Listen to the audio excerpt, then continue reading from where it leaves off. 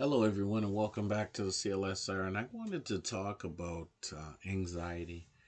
I think there's different forms of anxiety out there, but I think we need to really get a better understanding of the general anxiety before we get specific. We need to have a general understanding of what anxiety entails. Okay, because some of you do realize that anxiety has increased by 30%, especially during this pandemic. And it's heightened. We have heightened anxiety out there. And if you're one of those ones that are dealing with anxiety, I think this discussion will definitely help you and make you feel and understand that anxiety isn't uncommon.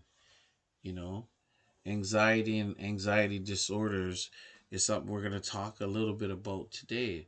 But just make sure you know that people can feel this way from time to time. Some, can get through a week, right, without some anxious tension or, things may not be feeling going well. You could feel anxiety when you're having to face something that is viewed as important.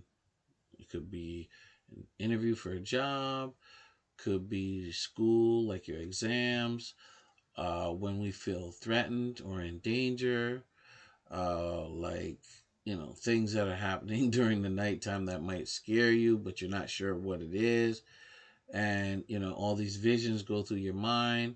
But generally, everyday anxiety felt by the individual occurs rather frequently, and it can be more intense and even last longer for some people, like hours and sometimes even days.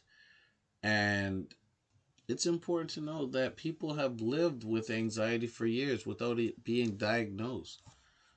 You know, undiagnosed anxiety is very common amongst people, but it's very important that we seek some professional help, some professional treatment as soon as possible, because this thing is very treatable, but early treatment is going to be even more crucial to the treatment, like early detection, right? And the earlier you get to it, the better you can start relieving some of this anxiety that could be occurring in your life. But just make sure that you're aware that there are six major categories of anxiety, which are phobias, panic disorder, which could be with or without the agoraphobia, right? Then you got your generalized anxiety disorder, the obsessive compulsive, acute stress disorder, post traumatic. You've heard of the PTSD, post traumatic stress disorder. And that's actually become a real popular one. People just say it now like it's nothing, but it's real and it impacts a lot of people.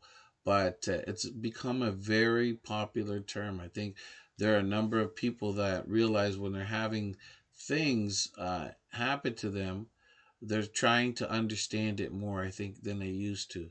However, we're in a place right now where you're going to need to, because this pandemic is causing a lot of issues.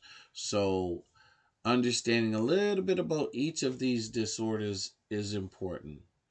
But just know that there are commonalities among all these little disorders that I've talked about, like having some challenges with managing your daily tasks. They all have that to them, or distress related to these tasks, right? Or they're apprehensive, intense feelings that they will encounter, and irrational and excessive fear. All of these ones, the aforementioned, have these in common.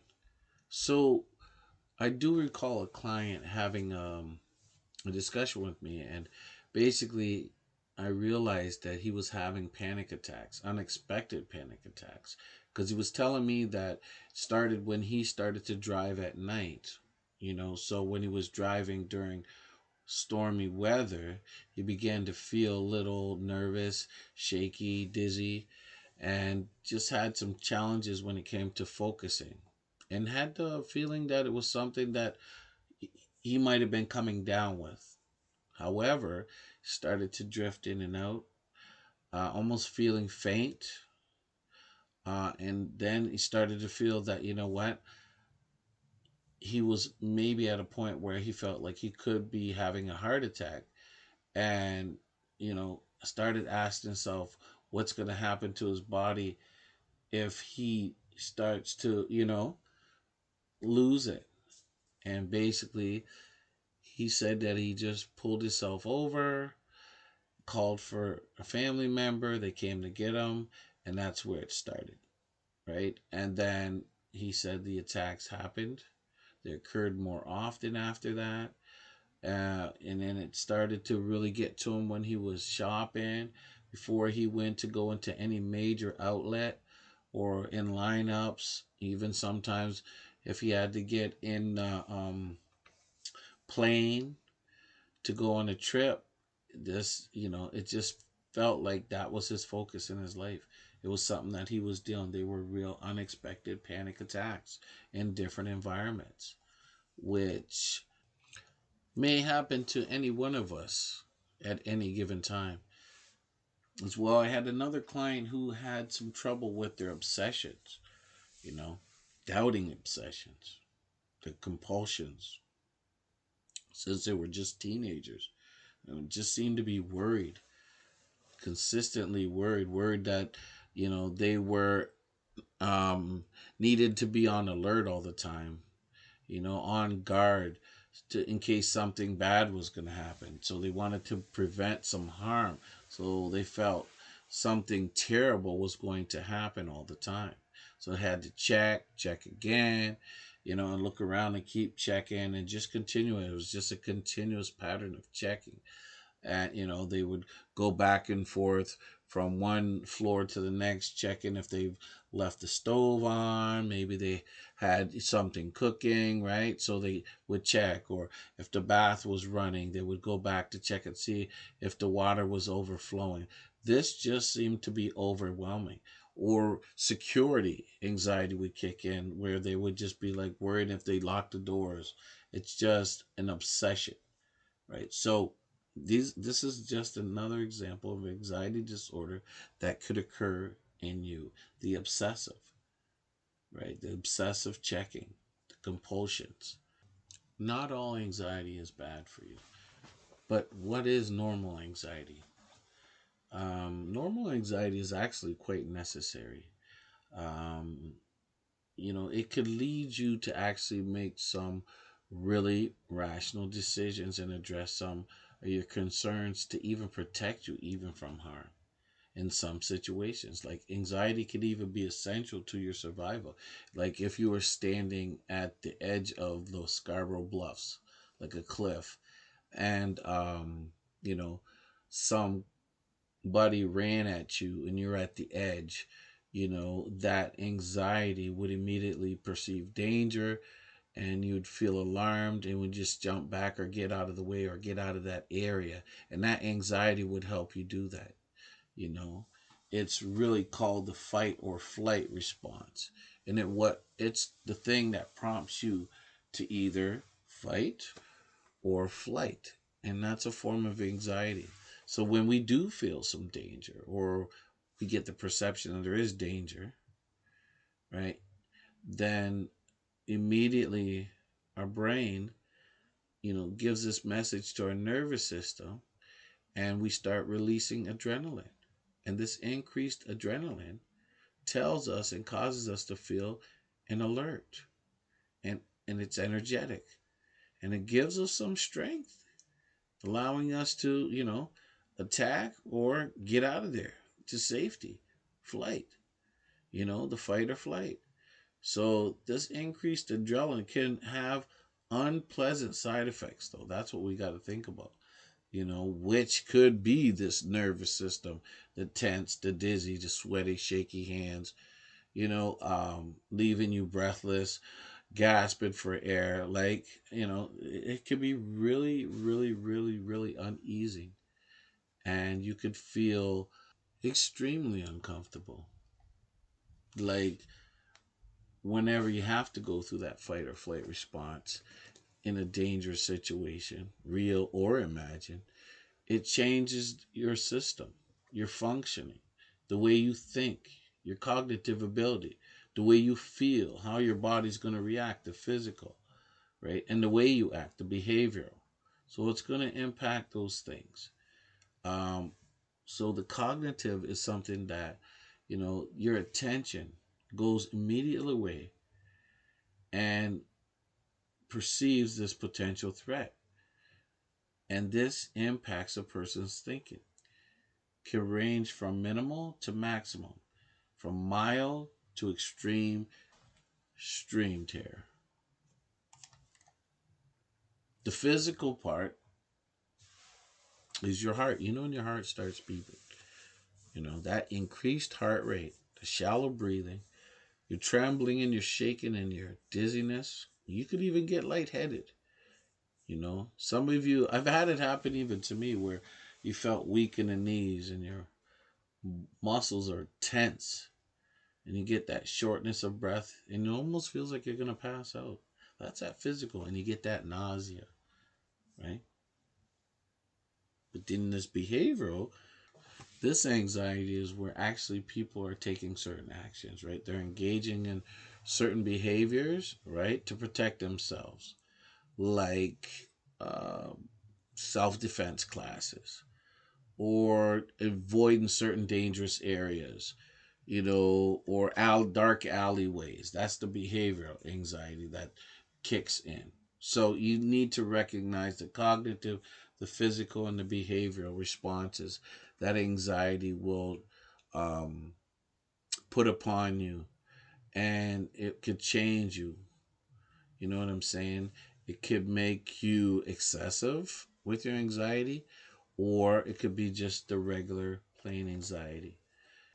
Now, keep in mind that anxiety is a problem, but you can understand that these key elements, like it could be necessary for survival, uh, it's not really harmful or dangerous. It's usually short lived, and it's usually experienced by most, if not all, people. And it could be useful, right? For performance low, like think about somebody who's got to perform in front of large people. That anxiety is going to wake them up, might make them snap into it, right?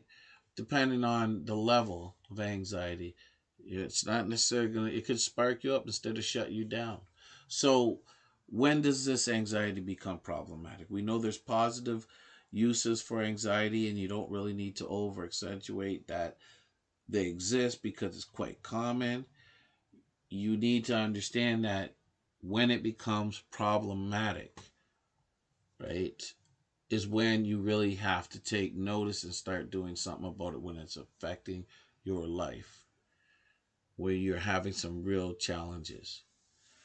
You know what I mean? If it becomes persistent and severe and causes distress in your life, and it's severe when you start having difficulty concentrating, working, studying, socializing, completing these daily tasks. And once that happens, it's out of the normal range. So, how are we going to narrow down exactly what anxiety symptoms are? When does it get to the state where it's actually anxiety disorder? How bad could it get? Well, cognitively, you are going to have those anxious thoughts, feeling like you're losing your stuff, like you're losing control. You're going to have, thoughts, anxious predictions. I'm not going to make it, or I can't do it, or they're going to stress me out. And then it impacts you, negatively impacts your belief system, right? And you start self-doubting yourself. Oh, I don't know what I'm so nervous about, like this. Oh man, like I gotta get it together. Like only weak people are nervous or anxious. So you start that talk. And even physically, when you start getting excessive with the physical reactions relative to the context. Like for example, your heart is racing. You're feeling short of breath in response to being like in an open space like a mall full of people. And it could be mistaken for something of an illness, like a heart attack, but it's just your anxiety is really kicking in. And you ever see those people that are shaking their hand, oh, I'm anxious, and they're waving their hand? Yeah, that right there. They think they're having a myocardial infraction, otherwise known as a heart attack, but really, their anxiety, they got anxiety disorder going on there. And you know the behavior where the avoidance of feared situations, like you don't, you'd rather take the bike or take the subway rather than driving and putting yourself in that position. You're trying to avoid these activities to um, the things that might bring on more anxiety. So you want to limit that. So you're using these behaviors to keep yourself out of those situations. And people who get into this really anxious state, they have excessive talking, right? They're trying to distract the other person from focusing on them, heightening their anxiety. But there are people who have to have that safety feeling in their anxiety, make sure that they have equipment on them like cell phones, tasers, alarm systems. So that behavior right there is some state of anxiety that could be considered anxiety disorder, right? You're at that level when you start bringing all that stuff around. So how do you determine, you know, whether this anxiety warrants the attention of a mental health professional? What are the determinants? What makes you think? So it clearly has to be the level of effect the anxiety have on your ability to work or study. If you can't sleep, if you can't work, you know what I mean? You can't study, you can't get done these basic tasks, you need to start seeing someone, and also think about where they occur or the manner in which they occur, these anxiety disorders. You got to look at that too. Is it something where you're going to a place that, you've got bad memories about, or you're insecure about certain things within that place? However, it's stressing you. And you got to remember about the degree of distress caused by the anxiety symptoms. Are you losing it? Are you constantly losing it? So these are some of the determinants. So anxiety disorders have their titles for reasons. And panic disorder is a big one. Repeated unexpected panic attacks, the heart palpitations, sweating, trembling, followed by persistent concern. And that's when you know you're having a panic attack. You may be thinking to yourself, hey, am I having a heart attack? Because of that heart palpitations getting out of control. Or I feel like I'm suffocating. That's what could be going through your mind, you know. You thinking that you're having one because of this reaction that you're having. The accelerated heart rate, chest pain or discomfort, this dizziness or nausea, trembling or shaking, and shortness of breath that is getting in your way. So if you're avoiding places, right, and you have anxiety, you might have to ask yourself why. If you're avoiding traveling, lineups, malls, any extraneous activities, that might be causing you some anxiety, right? So if you have a specific fear, or shall we say a social phobia, for example, where you have this phobia or fear, which could be embarrassment, may happen if you have to perform in front of people, you're in social situations, doing a public performance, or if you're in small groups, you're meeting strangers, you're dating, or you're playing sports. We just need to be aware of some of these anxiety disorders.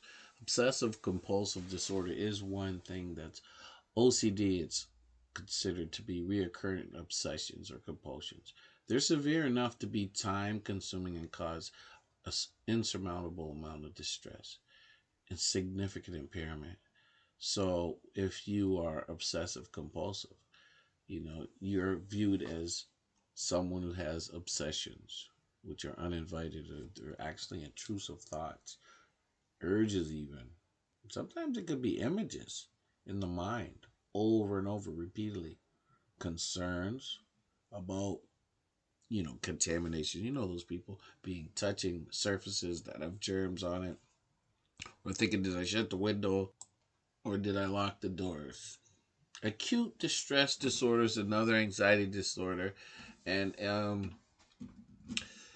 this usually happens to people who've witnessed something or were confronted with an event, where they were threatened or feared for their safety. Usually, this is about 1 month. They feel this disorder after they've had a traumatic. It's usually within that 1 month period. They get these disturbing memories of traumatic events and causes an emotional reaction. It's a sense of reliving the event. These individuals are restless. They have difficulty sleeping and concentrating, feel tense, and they're usually on the edge. One of the more well known anxiety disorders is the post traumatic stress disorder, which involves the development of characteristic symptoms following exposure to like extreme traumatic stressors. Could be like war, for example. If somebody was in Afghanistan or some civil war that they had to partake in their response to the events that happened during this war, or sexual abuse if someone was sexually abused or discriminated against, oppressed. These are the symptoms that usually begin within a 3 month period of the trauma.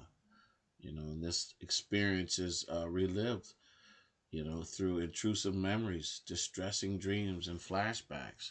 Could you imagine having some intrusive memories? These are memories that you can't control, you don't want in your head, but they're there and they play on you over and over. And I've heard and even read about individuals who've become so uh, distressed that they end up killing themselves, right? Because they can't get control. It's so overwhelming and debilitating for their mind that they need to seek some professional help. If you have a generalized anxiety disorder, then you're going to be experiencing the excessive anxiety and worry more days than for at least, I'd say, about 6 months period. This is going to overwhelm you. You're going to be thinking something's going to go wrong. This is going to make me nuts the way I'm feeling, and you're going to be feeling tension. You won't be able to relax, restless, irritable, you know, and you will be avoiding the news, you know, newspaper, media, you'll restrict your activities due to the excessive worries. Well, some people wonder, why do anxiety disorders become so prevalent? Well, what are the causes? Well, to be honest with you, there is no one pill. There's no one answer why people develop a disorder.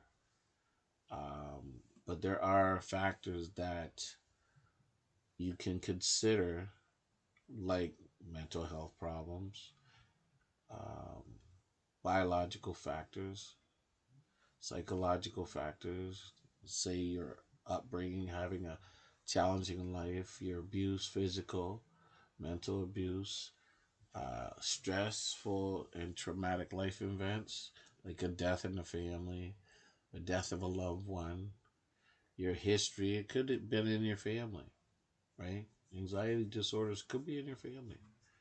But if you had developmental issues as a child, and people who drink or abuse alcohol or use too much alcohol, over the counter or prescription medication in excess, like the medications, any illicit substances, right?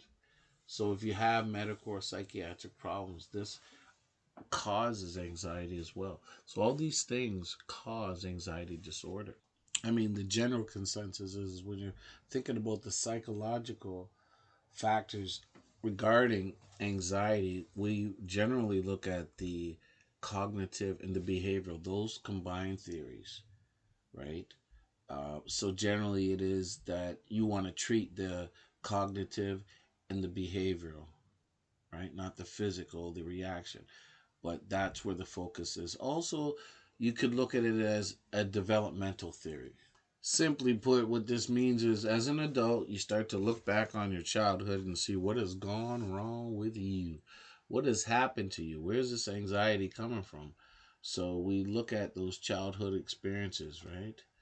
And try to come up with some formulation. But cognitive theory, basically, underlying theory is that danger is a part of life. So we have to be prepared for fear, and we have to avoid certain things in life, like animals who are vicious, at great heights.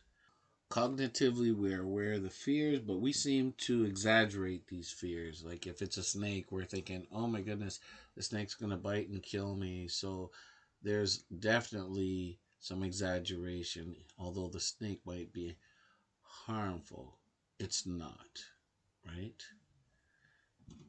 This could be catastrophizing. It just makes things out to be more than they actually are when it could actually be harmless. And then the behavior theory really suggests that people try to associate the fear with an event or traumatic life event. And you get certain cues, right, that get you to these feelings. Like you might see a place that, you had a bad experience at, or you get a feeling when you hear a sound or you see a sight of something that's unfamiliar to yourself. You just could have this reoccurring dream that's just driving you nuts. And you can't explain this feeling, but it's eerie.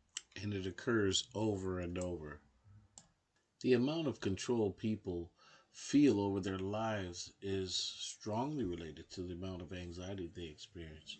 They have a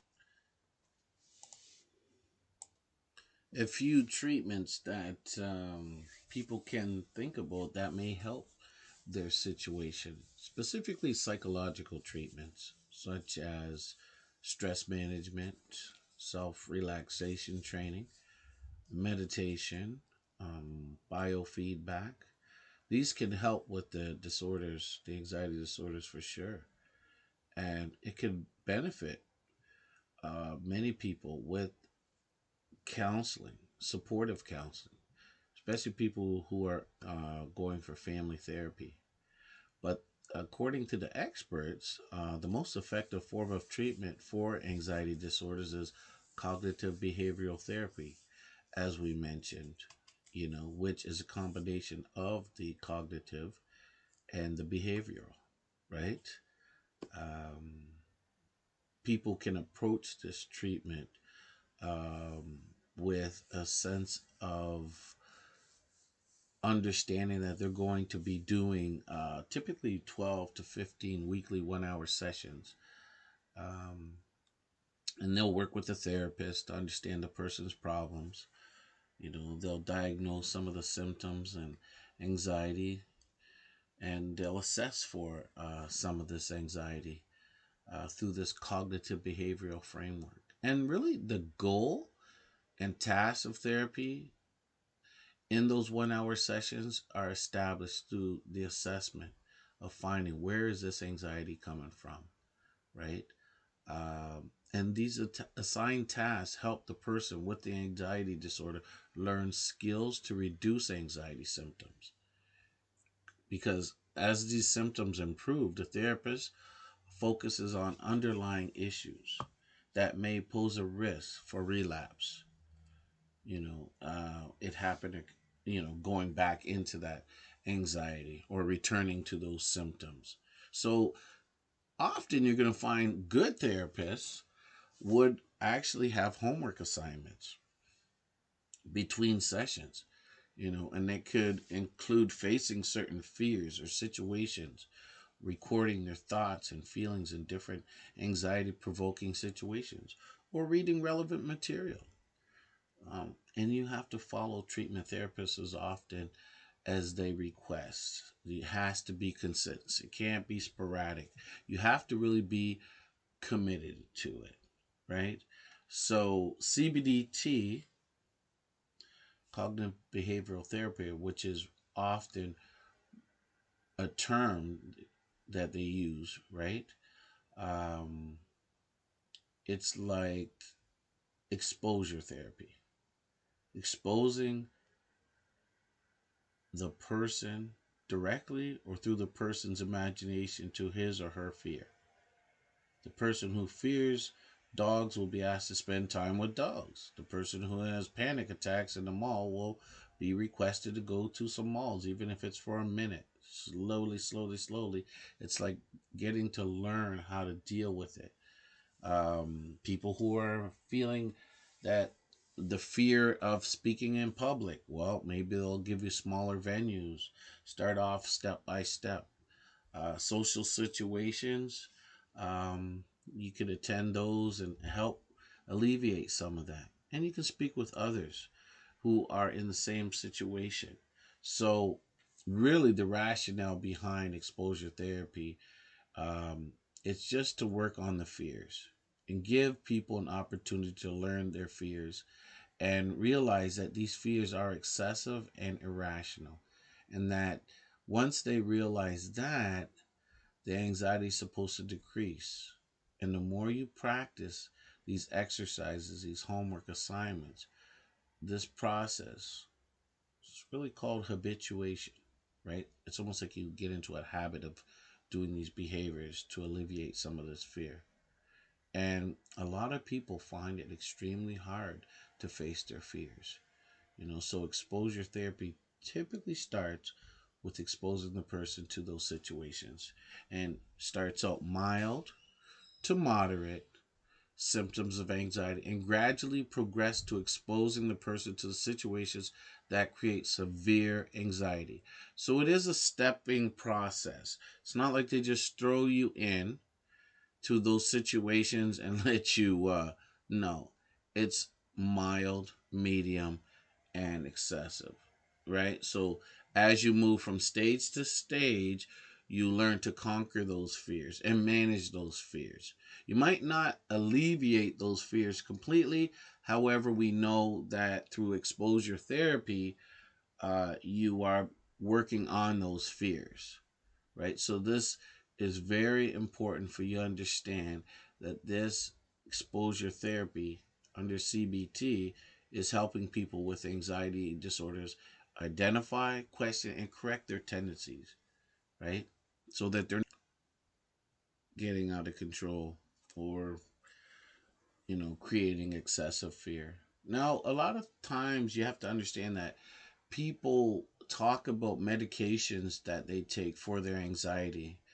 However, you need to understand that there are various medications that people take, and it's dependent upon the professionals. But the whole purpose of the medication is to affect the various neurotransmitters, particularly serotonin or norepinephrine. Right? These medications help reduce symptoms of anxiety when combined with CBT.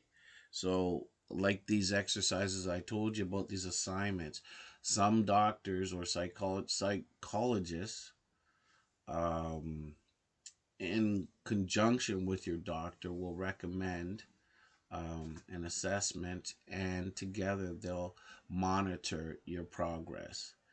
Um, but the main medications for this is basically selective serotonin reuptake inhibitors.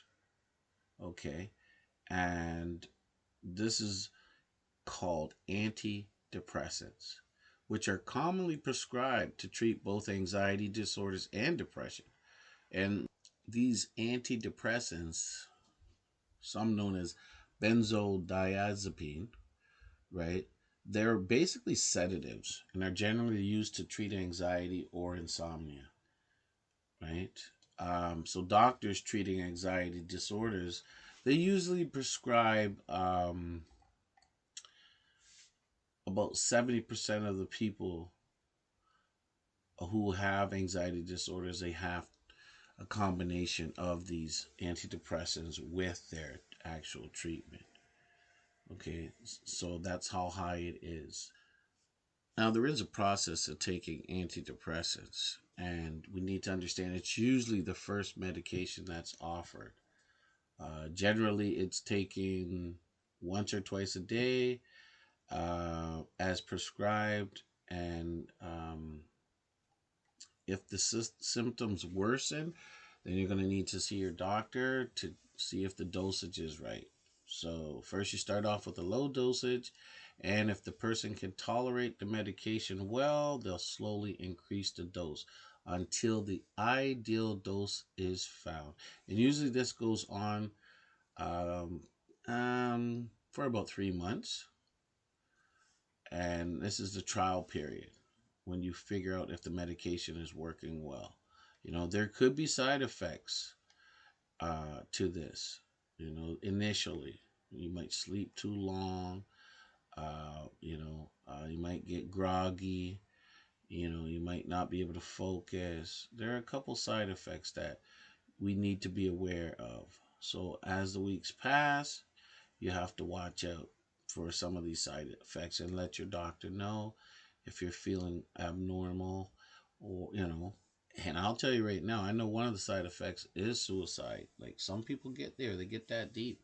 So it's not something you just take on your own. It has to be prescribed by a doctor, and you have to be monitored through the whole situation. Okay.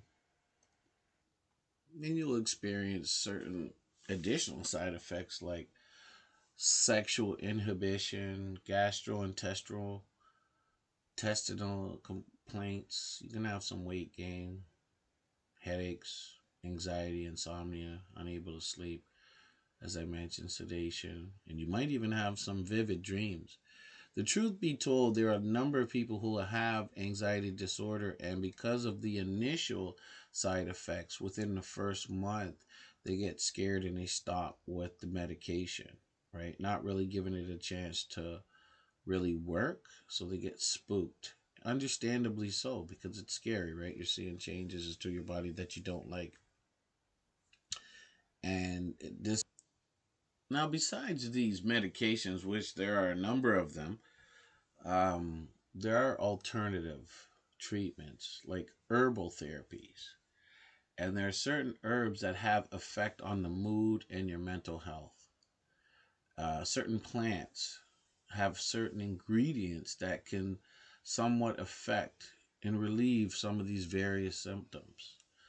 Um, the herbal industry is in Canada, especially, is unregulated, and the quality of effectiveness, it varies from person to person.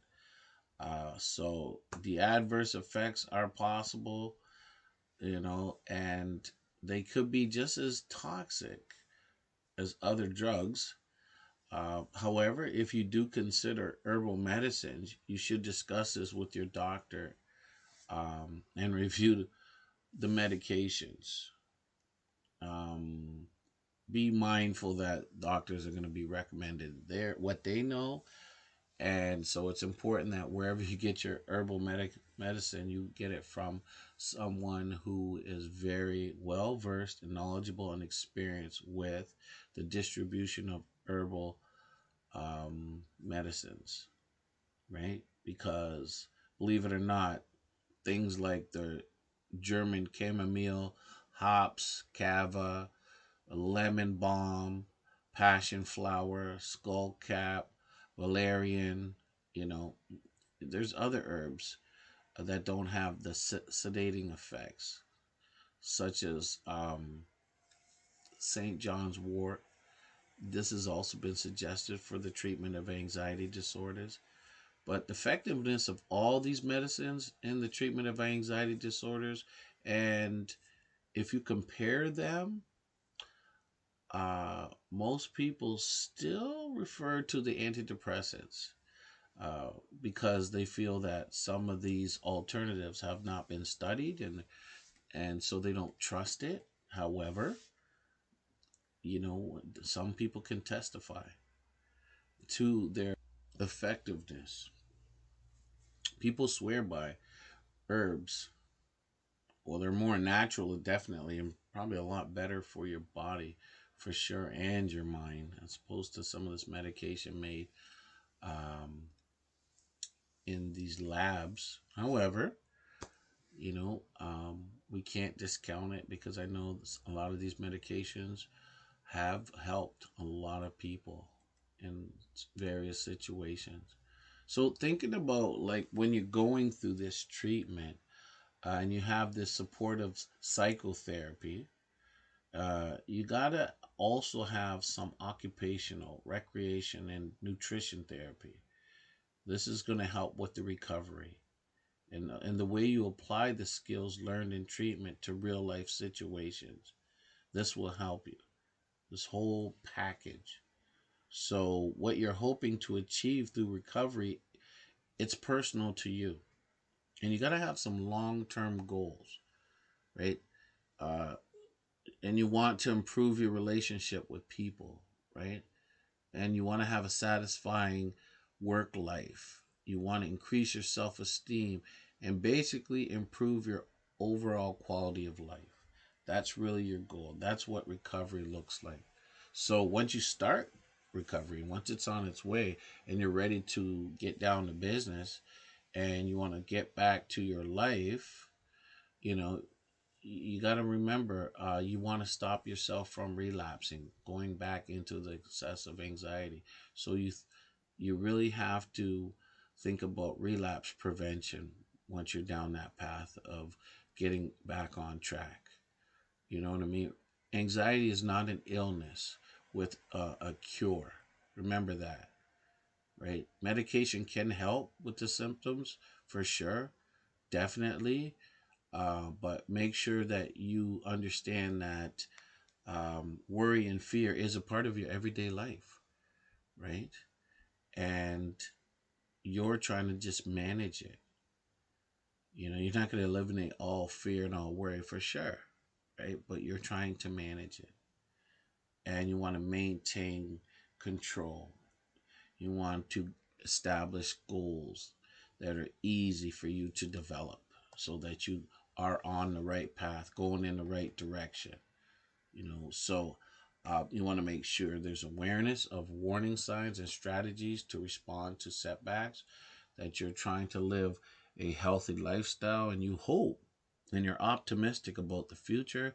And like I said, that self-confidence is big. So how do you prevent relapse and promote wellness? There are things that you can do, right? You can become an expert on your condition. You can learn, educate, learn about your symptoms, how to recognize when these symptoms start, where they begin. There are resources available. Look up the internet, go to the books, get some videos, get into some support groups, right? That internet has a lot of information. You got to use it, not just for socializing, right? There is reliable information out there, but you got to be careful that you're not just listening to anyone regarding recommendations, not when it comes to your mental health and taking medications. That's strictly for professional doctors. If you find information, you check it with your medical professional or your herbal specialist. Um, it's not something you just go on and start dabbing out there and pulling information out and you know, using backdoor methods to treat yourself where you're not open and upfront and misinformed, right? And you got to develop a plan for managing symptoms of anxiety. It's so important. So you want to maintain improvement of the symptoms of anxiety. So you want to commit. You want to be dedicated. You want to resist this urge to limit your life in the way that you have been through this anxiety. So develop a plan and stick to it, right? Be committed. Take your medications as prescribed. Learn the warning signs that the anxiety disorder could be returning, right?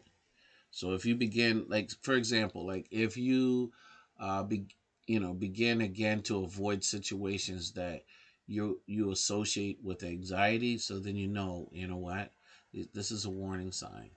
And if you're responding to warning signs by using the skills learned, you have to do that. You have to respond to this therapy. You can't just ignore it. You want to remain well, and you want to continue to expose yourself to situations, but you have to monitor. You just don't keep going just because you have to work on it. However, you have to monitor if it's good for you, to what stage you can slow it down, right? And develop a social network, a support system, like with your family and friends, and let them know what's going on with you. They can help you recognize when there's stressful situations, prior to you even coming. They can help you eliminate a lot of those stressful situations by maybe getting rid of certain uh, things that could really escalate your emotions or bring you there, or they can help you if you're needing someone to talk to, right? And remind you of your strengths when you're feeling discouraged. A real support system, right? You got to get into that mindset where you're learning to cope with the stress. Learn that stress, fatigue, and feelings can get out of control, and they can trigger those symptoms of anxiety. So pay attention to which situations cause you stress, right? Learn ways to manage that stress. So, how do you do that? How do you manage some of that stress when you're going through it? Well, one of the ways that you can manage stress is through, they call it diaphragmatic breathing. And one way to do this is to lie on your back with one hand over your navel. Breathe so that your hand rises and falls with each breath, allowing your lungs to completely empty and fill. And you might have to ask your doctor or your clinician about other approaches to this technique. And then there's also pleasurable activities that you can do for this anxiety. Do something you enjoy that is relaxing. Reading books, jogging, walking in nature, talking to a supportive person, right? Just also make sure you're taking some steps, some action, so you want to do things that take your mind off the things that cause you this stress, you know things that are less important, less structured. Do some things, take a class, get into something new, find a new interest, learn something new, open yourself up, to where you understand that you're working towards your uh, betterment. Like, you're working towards making your life stress free, anxiety free, and you want to be able to function, right? And awareness is so important. Become more aware of the present moment, right? And the way you do that is through the mindfulness, the yoga, the meditation, right? These help you focus your mind on the here and now. And you can't underestimate the healthy living, which includes eating healthy, having a diet, sleeping well, and the exercise. Regular exercise does wonders for you. It really does. Some sports, they can help manage that stress. People use their faith, their religion, their spiritual practices, right? These things can support them with their mental health, right? Just remaining connected with certain aspects of your life that nurture you, and explore new ways to nurture yourself, right? Relationships are good, right? Focus on developing a well balanced life with time for work, family, friends, and leisure activities. It seems like in 2020 we have a bunch of go getters that they're going after the prize, right? However, they're not taking care of themselves because they're so focused on success or achievement or the next best thing that they're not taking care of their mind, body, and their spirit. They're neglecting it at some point. And anxiety disorder can have a negative impact on your relationship too, especially with a partner who is trying to be supportive and finding it very difficult feeling that, they're taking on more than they should in this relationship. Like, they feel that the responsibilities have fallen on them. They're taking most of the responsibilities, and they don't see it as fair, not at all. And through time, this can lead to distance and even hostility in the relationship. But it takes time, patience, some effort. You got to learn to rebuild what you may have lost. And that's the best that you can do. But realize one thing: if you are in a relationship, you have to include your partner in your recovery. Let them know about your progress, keep them up to date. You know, learn to start taking more responsibility yourself, make improvements, and learn to manage your symptoms. Be 100% accountable, right? It may be even helpful for your partner to get involved with the clinician who's helping you with your treatment, so they could share information and be well informed and be more understanding. It just puts them in the know position, because there are times where you're going through it and a partner is going to feel left out, and you might feel that they know everything. However, they might have distanced themselves to where they're just trying to cope and they don't want that responsibility. So try your best to keep them in the know. And of course, couple therapies with a marital or couple therapists who understand anxiety disorders can help you and improve communication and help you work together as a couple, right? Because if you are dealing with a really good therapist, they'll kind of remind you both what it was that brought you both together from the first onset of your relationship, right? They'll remind you of the qualities and the strengths and the love and care that you have, right? So, how do you help partners and families and friends? What happens when you fall in love with someone who has that anxiety disorder?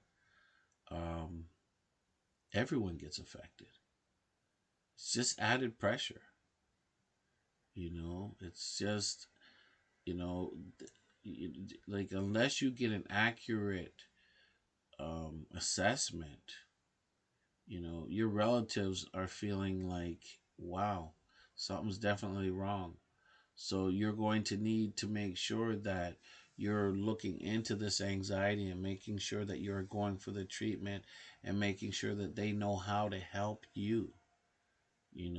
They may be well meaning, but they're not educated and experienced when it comes to that. So you don't want them to worry too much or put in too much input. You don't want to start reacting. You don't want them carrying on and what's the problem, what's going on with you, or putting pressure on you. You might have some people who really care and they have the best intentions, but when it comes to anxiety disorder, too much pressure from the outside could be excessive and overwhelming for you. So make sure you're talking to trusted loved ones that care, because it's natural for families to feel resentful or disappointed when anxiety interferes with the normally family life, right? You just have to be able to acknowledge and get some support and help them understand that you're working through it, and you will work through it, right? So if you have a relative who is diagnosed with anxiety disorder, you're going to feel conflicting emotions, especially um, when you don't know what it is you're dealing with, what the causes are. You're going to have that worrying behavior until you know what the problem is or how to treat it. You're feeling like you're in the dark. You're going to have uncomfortable emotions, even the sadness, fear, guilt, anger. You may fear how this illness will affect the future for your relatives, right? for yourself. If you are a parent of a child or a young adult who has been diagnosed with anxiety disorder, you may feel guilty or blame yourself for this, what's going on with them. You know, you might even have fears that you've done something wrong, you know. But the healthcare professionals will tell you that is not the case at all. It is not your fault. It is very common for people to have anxiety, but anxiety disorder is another level, but it is common for people to have anxiety, right? And if you start to feel angry because of this anxiety disorder and how it has disrupted your life, you need to remember that it is quite common. It's normal to experience this wide range of emotions, these feelings. Understanding that learning to accept and manage your feelings, they will reduce your stress and help you to be more helpful to the person who is struggling with anxiety disorder, right? And you have to learn how to relate to that family member who might be going through this. Learn as much as you can. Encourage your family member to follow their treatment, right? Try to keep anxiety from taking over the family life, like keep the stress low, right? And keep things as normal as possible. Be a supportive relative, right? You want to communicate with your relative positively. Be direct and clear in your communication, right? Avoid personal criticism, even when you're disagreeing. You know, if they do not wish to seek treatment, don't hammer them. You know, take time, let them think, because it's really important. You know, listen to them, listen to their concerns, express your point of view while you make sure that you always respect their concerns. Try to empathize as much as possible. And remember, you're on a journey, and this progress is going to be made in small steps. And the best you can do is be positive and encourage them and talk to them like you are genuine. You know what I mean? And every step of progress that they make, be encouraging. You know, let them know that you're on their side.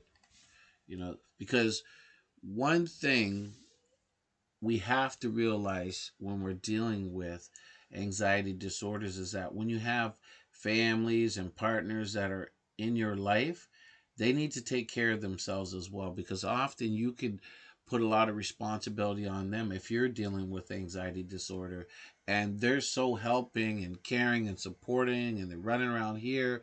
It's a lot for them as well, so they have to learn to take care of themselves, and you need to allow them to do that, right?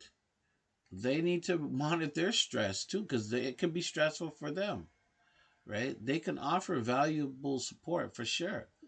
Um, but if they're going through it, if it's causing them anxiety and super stress, then you're gonna have to recommend they get some professional help too, to see that they're not overdoing it, they're putting themselves out.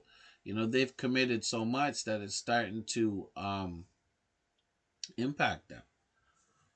And one thing that you realize too is that you're going to be dealing with children. If you have children around in the family, like, how do you talk to children about anxiety disorder? It can be a real challenge, you know, explaining this to them. Parents have a difficult time, I know that for sure, explaining it, right? Most of them try not to tell their children that they have family members who've been diagnosed with anxiety disorder, because you know it's hard for them to talk about. How it's even harder for them to explain. You know, they just think that children aren't going to get it. You know, so they also want to protect these children, so they sometimes continue with family routines as if nothing's wrong at all. There are things that you can do. You know, saying nothing and continuing with a routine, that's difficult. That's hard to maintain, especially over time. You know, it can be very confusing for the children. They're not really going to understand what's going on. They're knowing something's wrong, but it can be very confusing. They're very sensitive children and intuitive. They notice a lot, and we underestimate, you know, how they pick up on things. They have emotional, mental, and physical challenges occurring in front of them, and they're not being told anything. So try to avoid being secretive about the relative's anxiety disorder. You know, uh, Children will develop their own ideas of what's going on to relative to the condition. However, think about the age when you're talking about children from 3 to 7 years of age tend to see the world as just revolving around them. So they blame themselves for unusual or upsetting events. So keep that in mind, those ages. So when they see changes in life and their family, they have a tendency to blame them. So those are some real sensitive ages. So be careful if you're even thinking about talking. A lot of them younger than age 7 are not going to really comprehend as well. You know, but what could you say? Um, you could mention that you have a family member that has an anxiety or a fear, and maybe be specific, right? Let's say if a family member has a fear of heights and becomes upset when a child climbs a ladder, the child may assume he's done something wrong or she's done something wrong. And they're the reason why the person's acting so sporadic. You have family members that have done that before where they just go excessive because something's going on. Well, they may be dealing with that. So if you are going to explain to children this disorder, the anxiety disorder, it's important to provide them with as much information, right, based on their maturity level, just for them to understand, right? So if you are trying to provide information to toddlers, preschoolers, right, and even parents, keep it simple, keep it short, make sure it's very clear. It should be concrete language, free of technical information, and appropriate for their age. So remember, when children in elementary school, they can process a little bit more information, of course. So they can understand the concept of anxiety disorder a little bit more than the younger ages, of course. Too much detail is bad for them, though. Make sure you don't overwhelm them. Just say things like anxiety disorder is a kind of illness that makes people worry about a lot of things like height or getting sick. They just worry too much, right? Teenagers can manage even more information. So you're probably best to talk to them about what they see and feel and what might be worrying them. Um, and let them know that this worry is a problem. It's a mental health problem, and they might be asking some serious questions, right? And want to know what the genetics of the anxiety disorder could be. And they will engage in conversation about anxiety. Just make sure that you know that whatever age it is, we can be very helpful to children if we understand that we explain it the easiest way possible. And simply by saying anxiety disorder is an illness is very helpful, right? Explain it. Tell children that a member of the family has an illness called anxiety disorder. And you could explain it. And anxiety disorder is like a cold, except that you don't catch it. And rather than giving you a runny nose, it makes you worry a lot, sometimes for no reason at all. Okay? That's, but you also, secondly, you want to reassure the child that he or she did not make the parent or family member get this illness. It's not their fault, you know, because people with anxiety disorders get depressed and they struggle with their symptoms. And it's important to reassure children that they did not make their loved ones or cause any of this fear or anxiety. And us also, you want to reassure the children that the adults in the family and other people, like their clinicians or doctors, they're trying to help them, right? And they're going to help this person. So then they start to see that there are positives in it, that they could feel a little bit more comforted. They don't have to worry. You do not want children to worry. So you want to limit that. Now, we had a good session here today talking about anxiety disorders, right? The differences between normal anxiety and excessive anxiety. Exploring some of the phobias, obsessive compulsive, panic disorder, you know, these PTSDs. It's so important that we get a little bit of We just touched the tip of the iceberg, but we came with some good information. And I think it's helpful, that we can look at ourselves and look at others and be a little bit more informed so that we can cope, right? And know that we can work on things and there are treatments and you can get help. And having a positive mindset and following some of the steps that we talked about today is very helpful in the treatment of anxiety disorder. As long as we understand anxiety is normal, there's different levels to it. So I want to say thank you to all my wonderful listeners, and I do appreciate you.